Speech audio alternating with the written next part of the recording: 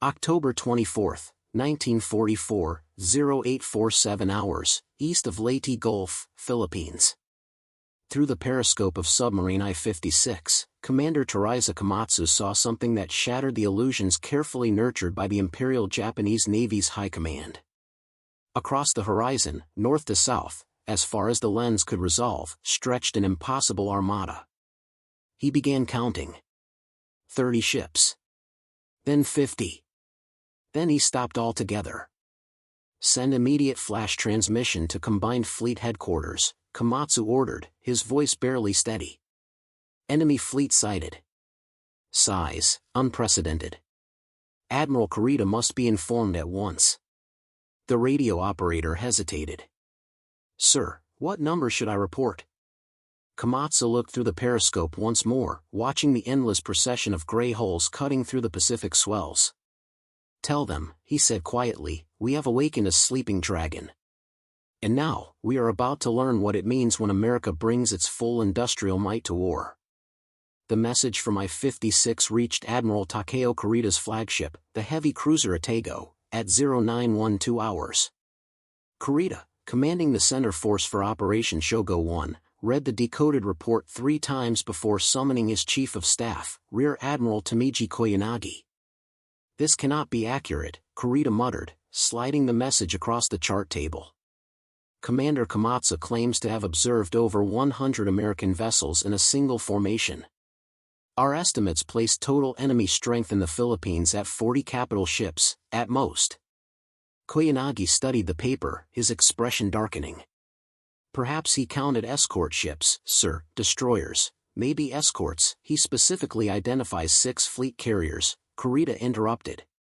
"6, Koyanagi. We sank 4 American carriers at the Philippine Sea just 3 months ago. How can they field 6 now, alongside battleships, cruisers, and dozens of support vessels?" The answer, had Kurita known it, lay in the shipyards his intelligence service had completely misunderstood. While Japan's naval construction had nearly stopped after 1942 due to shortages, American shipyards had entered a production frenzy, launching warships at a pace that defied logic. By 11:45 hours, Kurita received confirmation from 3 additional submarines. I-45 reported sighting 18 carriers. I-58 confirmed 12 battleships. I-54 transmitted bluntly, "American fleet strength exceeds all previous estimates by a factor of 3 or more."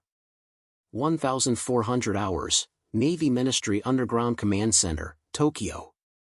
Admiral Somu Toyota, Commander-in-Chief of the Combined Fleet, convened an emergency meeting. Present were Vice Admiral Shigeru Fukudome, Chief of Staff, and Rear Admiral Sokichi Takagi, Senior Operations Analyst. "Gentlemen," Toyota began, spreading the reconnaissance reports across the table, "we are receiving information that contradicts every intelligence estimate since 1942. Either our submarine commanders have all lost their ability to count, or we have been gravely mistaken about American shipbuilding capabilities." Takagi, who had studied American industry for over a year, spoke cautiously. "Admiral, I've warned since last year that our projections were dangerously optimistic. The Americans are not building ships the way we do. They are manufacturing them, on assembly lines, like automobiles. Mass production we cannot match." Fukudome interjected, "But the Americans lost 4 carriers at the Philippine Sea, confirmed sinkings." Takagi nodded. "And they have already replaced them. Essex-class carriers are being commissioned at nearly 1 per month. Independence-class light carriers, faster still. While we struggle to repair the Shokaku and Zuikaku, they launch new carriers every 30 days. Toyota fell silent, staring at the intelligence summaries. The numbers told a story that Japanese naval doctrine could not answer. In December 1941, Japan had possessed 10 carriers, the United States, 7. By October 1944, Japan had only 4 operational carriers left, 2 of them, Zuikaku and Zuo, reduced to decoys due to a lack of trained pilots. The Americans, meanwhile, were fielding over 30 carriers in the Pacific alone, while maintaining an entire additional fleet in the Atlantic that exceeded Japan's total naval strength. Toyota finally whispered the question no one dared voice aloud: how did we miscalculate so badly? Takagi opened a folder filled with production figures.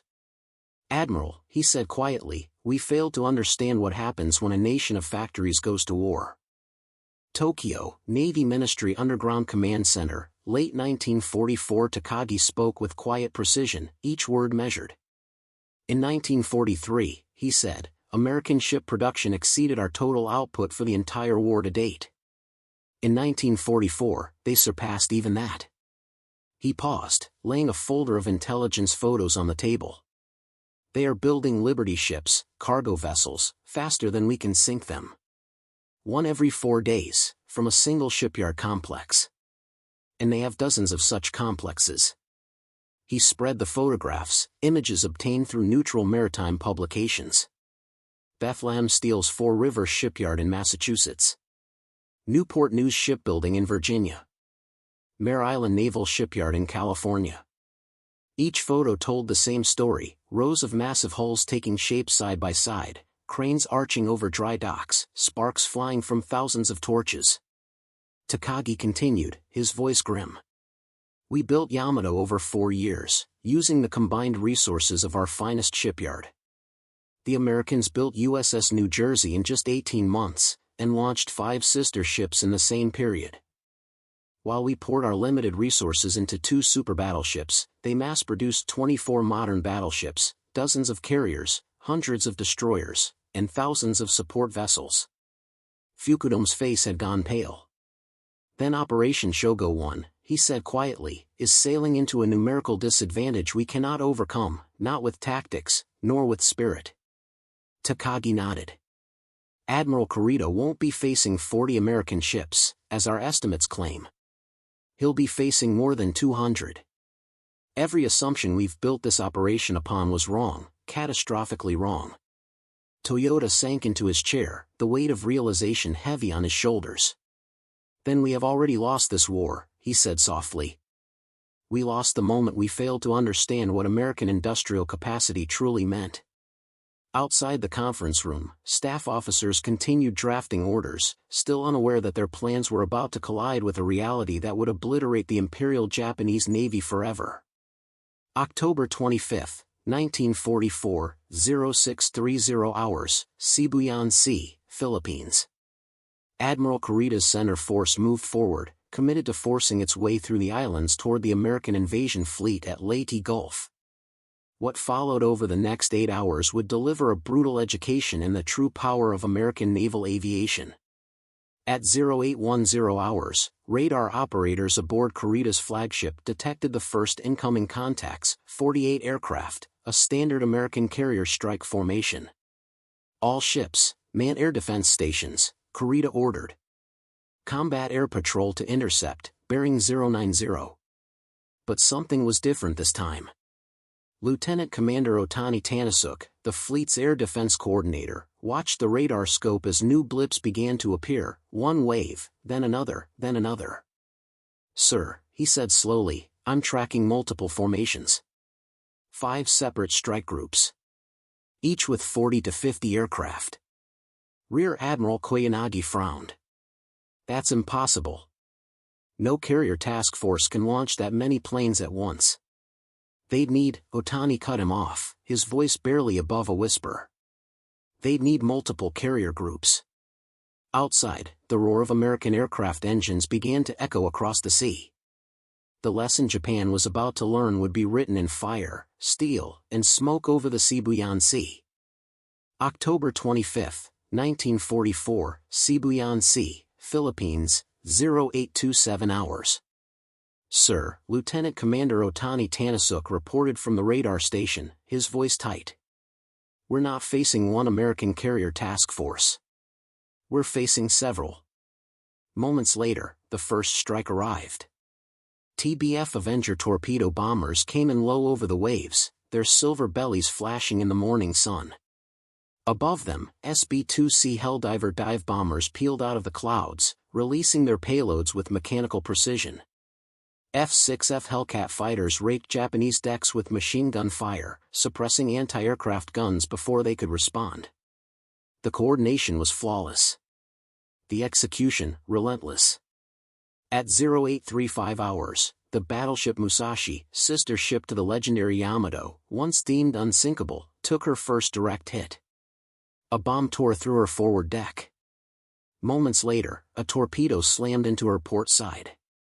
Then another bomb. Then 3 more torpedoes in rapid succession. From the bridge of the flagship Atago, Admiral Kurita watched as Musashi's massive anti-aircraft batteries thundered without pause, bringing down plane after plane. But for every American aircraft that fell burning into the sea, 5 more took its place. By 0945 hours, Otani called again. Second wave incoming, radar shows 50-plus contacts, bearing 115. Before those planes even reached visual range, a third wave appeared. Then a fourth. The attacks were continuous, relays of American carrier aircraft giving the Japanese fleet no respite, no time for damage control, no chance to regroup. Aboard the heavy cruiser Maya, Captain Ringioi wrote grimly in his log, "We are under attack from what seems to be an endless supply of enemy aircraft. Our anti-aircraft ammunition is being spent faster than we can resupply it. If this continues, we will be defenseless, not for lack of guns, but for lack of shells." The mathematics that had guided Japanese naval doctrine for 3 years were failing catastrophically. Their own carrier operations allowed for perhaps 2 major strikes per day, limited by the need for maintenance, rearming, and pilot rest. But the Americans were playing by entirely different rules. Their carriers were launching continuous attacks, rotating fresh squadrons, maintaining pressure without pause. Japanese planners had assumed parity in sortie rates. They had been fatally wrong. By 1134 hours, Musashi had taken her 19th torpedo hit. The 73,000-ton behemoth, protected by 16-inch armor belts, was listing heavily to port. Her speed had dropped from 27 knots to barely 12. "How many carriers are attacking us?" Kurita demanded, gripping the edge of the plotting table. Lieutenant Shimada, the communications officer, quickly cross-referenced the latest intelligence intercepts. "Sir, radio reports indicate strike aircraft from at least 12 different carriers, task groups 38.2, 38, 3, and 38. 4. Koyanagi repeated the numbers slowly. 12 carriers, coordinating simultaneous attacks. He looked up, his expression hollow. That's more carriers than Japan has possessed for the entire war combined. At 1315 hours, Kurita made a decision that would be debated by historians for decades. He ordered the center force to reverse course, temporarily retreating westward, away from the relentless waves of American aircraft that were systematically dismantling his fleet. His after-action report to Admiral Toyota in Tokyo was stark and brief: enemy air power vastly exceeds all intelligence estimates. Sustained attacks from dawn to present. Own forces have expended 70% of anti-aircraft ammunition. Musashi heavily damaged and sinking. Myoko crippled. Without fighter cover, penetration to Leyte Gulf will result in destruction of entire force. Tokyo, Navy Ministry Command Center, 1530 hours. Admiral Toyota read the transmission in silence, then summoned Rear Admiral Takagi once more. "Your assessment?" he asked quietly. Takagi had spent the morning compiling reports from across the Pacific. The pattern was unmistakable and terrifying. "Admiral," he said, "we're receiving identical accounts from every theater. American carrier strength now exceeds 100 aircraft per vessel. Ours average 50. Their capacity for sustained operations, fuel, munitions, replacement planes, trained pilots, is beyond anything we can match. And they're conducting these operations simultaneously across thousands of miles of ocean." He hesitated, then spoke the truth no one else dared to say. "Sir, our intelligence estimated American industrial production at double, perhaps triple our own. We were wrong. It's not double. Not triple." He met Toyota's eyes. "It's 10 times greater, perhaps more. They're not just outproducing us, they're operating on a scale that renders our entire war effort insignificant." Admiral Toyota stood at the window looking over Tokyo, a city already scarred by bombing. He thought, Admiral Yamamoto was right, we woke a sleeping giant, and we are only now seeing what that means. By nightfall on October 25, Musashi had capsized and sunk, taking 1,023 officers and men. The ship that represented the peak of Japanese naval design, heavily armed and armored, had been destroyed by American carrier aircraft through sheer overwhelming numbers. Japanese commanders learned a harsh lesson: in industrial war, quality cannot beat quantity once the numerical gap is huge. And America's advantage was not just large. It was overwhelming. October 27, 1944. Leyte Gulf ended with the Imperial Japanese Navy effectively broken as an offensive force. The damage was more than ships sunk or sailors lost, it shattered Japanese officers' belief that they could still shape the war's outcome. At 1,100 hours, Vice Admiral Takajiro Onishi, commander of the 1st Air Fleet in the Philippines, called an urgent staff meeting at Mabalacat Airfield. What he proposed that day would become both a sign of desperation and a direct consequence of American industrial power. "Gentlemen," Onishi said in a flat voice, "I've reviewed our losses for the last 3 days. Of 347 planes committed against the American fleet, 289 are gone. We have fewer than 60 operational fighters and bombers left." He let that sink in. In 3 days, the 1st Air Fleet was nearly destroyed. But the Americans keep operating, he continued. They may have lost 30 or so planes, yet they keep launching strikes at full strength. How? Because they have more aircraft than we can possibly destroy, and they replace losses faster than we do. Every carrier we damage is replaced. Every plane we shoot down is replaced. Every pilot we kill is replaced. They can absorb losses we cannot inflict. Lieutenant Commander Nakajima Tetsushi, one of Onishi's most experienced pilots, asked carefully, "Sir, do you mean we cannot win with normal tactics?" Onishi answered bluntly, "I mean conventional tactics are pointless now. When the enemy has 10 times our numbers and can replace losses we cannot, skill and bravery are not enough. We need tactics that don't rely on pilots returning or on serviceable planes, tactics that maximize damage per sortie even if the attacker does not survive." Silence filled the room as officers understood what he meant. Onishi was proposing organized suicide attacks, turning pilots into guided missiles, planes into manned bombs. What would be called the kamikaze strategy was born not from blind fanaticism but from cold arithmetic. Japan's losses and lack of production left few other choices. At 1,600 hours, Toyota received Onishi's formal proposal. The paper was clinical, filled with hard numbers.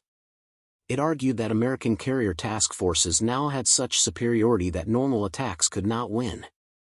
A 9-aircraft torpedo squadron, even if it all hit, might damage one ship. The same 9 planes used as special attack units could sink or badly damage multiple ships. Given conventional attack survival rates under current conditions were below 15%, sacrificing return capability for much greater effectiveness could be seen as strategically rational. The logic was airtight and chilling. At 1819 hours, Toyota met Rear Admiral Takagi in private. "Tell me honestly," Toyota asked, "is Onishi right? Is this our only option?" Takagi's answer was short and devastating. "Admiral, the Americans now operate roughly 90 carriers in the Pacific with more than 10,000 naval aircraft. We have 4 operational carriers, fewer than 200 carrier-qualified pilots left, and aircraft production that cannot replace our combat losses." He spread the intelligence summaries on the desk. Furthermore, Takagi added, "American defenses have improved. Their carrier groups use radar picket destroyers for early warning. They maintain continuous combat air patrols with dozens of fighters. Their anti-aircraft fire control is much better. Any conventional attack must now penetrate several defensive layers, each able to destroy substantial parts of the attacking force before it reaches the target." Toyota spoke quietly, "A single aircraft diving at high speed is almost impossible to stop. Even if defensive fire hits it, momentum can still carry it into the target. The numbers now favor the attacker in ways conventional tactics no longer do." Takagi nodded. "Yes, Admiral. It is the logical response to overwhelming material inferiority. The formal order authorizing organized special attack operations was issued on October 28, 1944. The preamble, written by Admiral Toyota himself, was brutally honest about why such actions were necessary. The enemy's material superiority has reached a level that renders conventional tactics ineffective. Standard attacks result in unacceptable losses without proportional damage. Special attack operations represent a tactical adaptation to numerical realities we can no longer overcome. On October 29, 1944, the first official kamikaze units took off from Philippine airfields. 24 pilots departed knowing they would not return. 13 reached American carrier formations. 5 hit their targets, sinking the escort carrier USS St. Lo and damaging 3 others. At first, the numbers seemed to favor Japan, 5 ships hit for 24 planes lost. Conventional tactics might have cost 50 planes to damage a single ship. But this calculation ignored one brutal fact: Japan was trading its last trained pilots for damage to a fleet that America could rebuild within months. At Mabalacat Airfield, Flight Operations Officer Lieutenant Yunoko Fumihiro watched the kamikaze take off and wrote in his diary, "We send these men to die because we cannot afford to send them to fight and return. The Americans have made survival itself a luxury we can no longer afford." This is what defeat looks like, not surrender, but the moment when living becomes unsustainable. In Washington, D.C., American naval intelligence officers studied reports of the new Japanese tactics with both horror and grim respect. One summary concluded, enemy use of suicide attacks reflects not fanaticism, but rational adaptation to resource limits we have imposed. They know we can absorb conventional attacks forever. This new tactic is meant to inflict maximum damage before inevitable defeat. The kamikaze campaign would sink or damage hundreds of American vessels in the months ahead, but it would not change the war's outcome. For every ship lost, American shipyards launched replacements. For every pilot killed, new ones graduated from training. Japan had discovered the cruelest truth of industrial war: even suicide, when used systematically as a tactic, cannot defeat an enemy whose production capacity exceeds your entire national economy.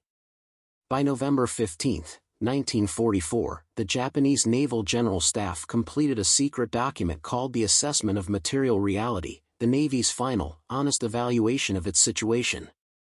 Rear Admiral Takagi, who wrote the report, began with a statement that months earlier would have been called treason: the Imperial Japanese Navy has been defeated not by tactical failure or lack of spirit, but by our fundamental misjudgment of enemy industrial strength and our inability to wage sustained industrial war against an opponent with overwhelming material advantage. The document dismantled every assumption guiding Japanese strategy since 1941. Each section was supported by hard data showing complete defeat.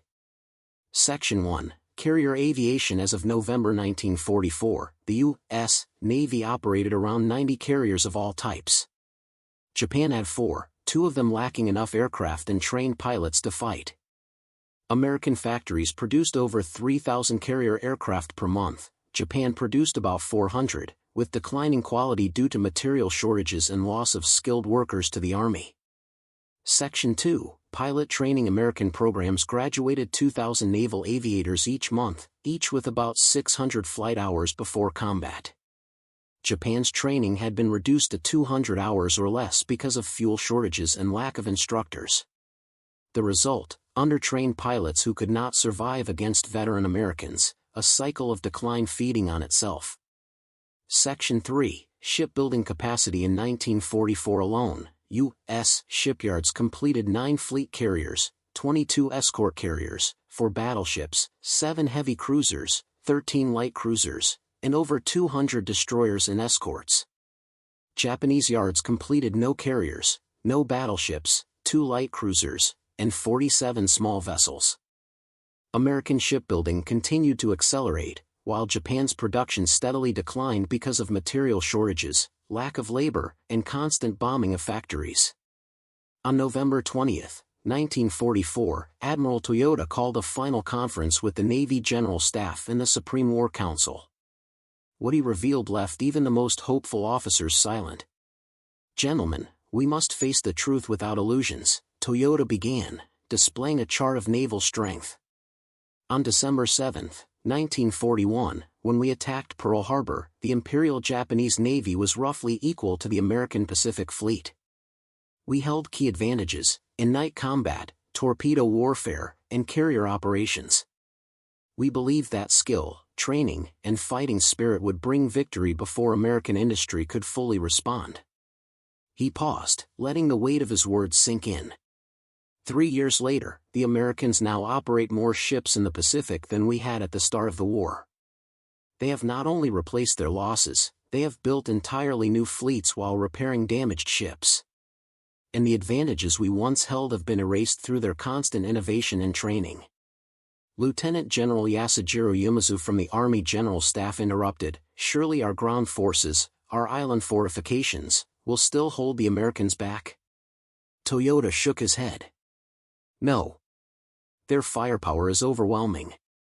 Their battleships can fire thousands of shells before every landing. Their carrier planes can provide continuous air support for days. They face no shortages of ammunition, fuel, spare parts, or medical supplies. Their merchant fleet, larger than our entire Navy, delivers everything they need, wherever they need it. He showed reconnaissance photos of Ulithi Atoll and Majuro Island, both transformed into massive forward bases.